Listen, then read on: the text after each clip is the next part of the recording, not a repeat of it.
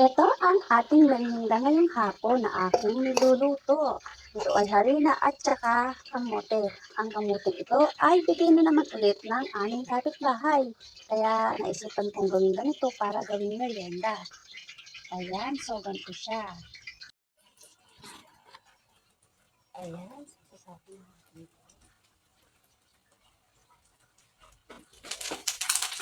Ayan, dahil takot ako matalamsikan, kaya ako na nakbo. Ayun, ay meron akong naisalang.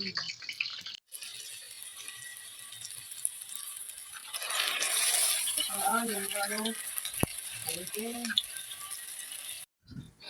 Eto na ang mahiwagang kamote. Sa Bicol, ang tawag dito ay kinalingking. Ayan, ito ng aking kinalingking. Makaraka na kita. It's time for merienda. Good evening guys! Flex ko lang sa inyo ang aming ulam ngayong gabi. Ito ay munggo. So ayan guys, luto na yan. Kaya pwede na tayong kumain. Let's eat na! Luto na ang aming ulam ngayong gabi. Ito ay ginisang pechay. Yan, pwede na tayong kumain.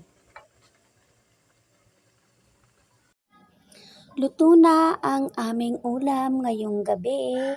Ito ay ginisang pechay na sinahugan ko ng sardinas. So ayan, kain na tayo.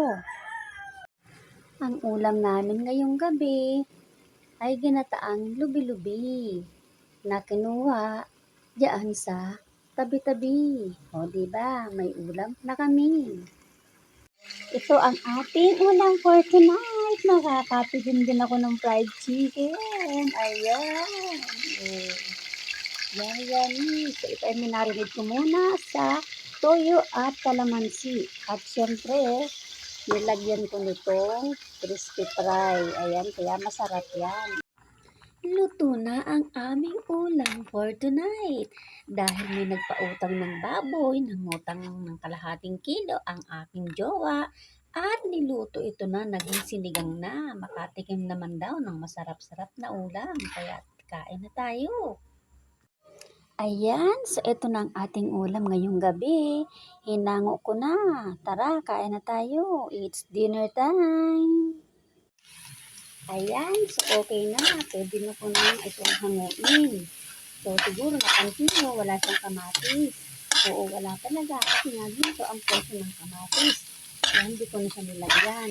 Bukod na sa ginto na ang presyo ng bawang at sibuyas, pati kamatis, ginto na rin.